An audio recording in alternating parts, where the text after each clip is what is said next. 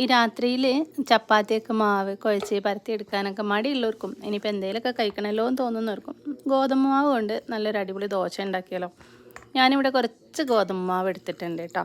എന്നിട്ട് ഇതിലേക്ക് കുറേശ്ശെ വെള്ളം ഒഴിച്ച് ആവശ്യത്തിന് ഉപ്പും കൂടി ചേർത്തിട്ട് ഒന്നങ്ങനെ മിക്സ് ചെയ്തിട്ട് നന്നായിട്ട് ദോശക്കുള്ള ആ ഒരു മാവാക്കി കലക്കിയെടുക്കുന്നുണ്ട്.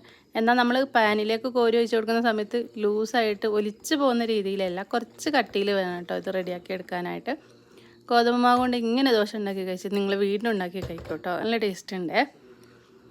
എന്നിട്ട് ഇതിലേക്കൊരു പിഞ്ച് അപ്പക്കാരം കൂടി ചേർത്തിട്ട് നമ്മൾ പാനിലേക്ക് ഓരോ തവി മാവ് ഒഴിച്ച് അതിൻ്റെ പരത്തി നല്ല കട്ടിയിലാണ്ട് പരത്തി കൊടുക്കുക. എന്നിട്ട് അതിൻ്റെ മുകൾ വശം ഒന്ന് കുക്കായി വരുന്ന സമയത്ത് കുറച്ച് ഒരു നുള്ളിൽ പഞ്ചസാര ഇങ്ങനെ വിതറി കൊടുക്കുക. അത് വേണ്ടാന്നുള്ളവർക്ക് ചെയ്യേണ്ട. എന്നിട്ട് നെയ്യാണ് ഏറ്റവും കൂടുതൽ ടേസ്റ്റ് ഉണ്ടാകുക. നെയ്യാണെങ്കിൽ നല്ലതായിരിക്കും, ഇല്ലെങ്കിൽ ഓയിലായാലും മതി കേട്ടോ. എന്നിട്ട് ഇതുപോലെ മൊരിയിപ്പിച്ചിട്ട് ചട്ടിയിൽ നിന്ന് എടുത്ത് മാറ്റാം കേട്ടോ. അപ്പോൾ ഇതിൻ്റെ കൂടെ ഒരു ഗ്ലാസ് കട്ടൻ ചായയും മതി, കറിയൊന്നും വേണ്ട കേട്ടോ. ഇത് ഉണ്ടാക്കി ഇവിടെ കഴിക്കണം കേട്ടോ, അപ്പോഴാണ് ആ ഒരു നന്നായിട്ട് മൊരിഞ്ഞിട്ട് ഉണ്ടാവുക. കുറച്ച് കഴിഞ്ഞിട്ടുണ്ടെങ്കിൽ തണുത്ത് അത്രയ്ക്ക് ടേസ്റ്റ് ഉണ്ടാവില്ല കേട്ടോ. അടിപൊളി ടേസ്റ്റാണ്, എല്ലാവരും ഒന്ന് ട്രൈ ചെയ്ത് നോക്കുക കേട്ടോ. പുറകിലൊരാൾ കരഞ്ഞുകൊണ്ട് നിൽക്കുന്നുണ്ട് കേട്ടോ, ഞാൻ തിന്നുന്നത് കണ്ടിട്ട്.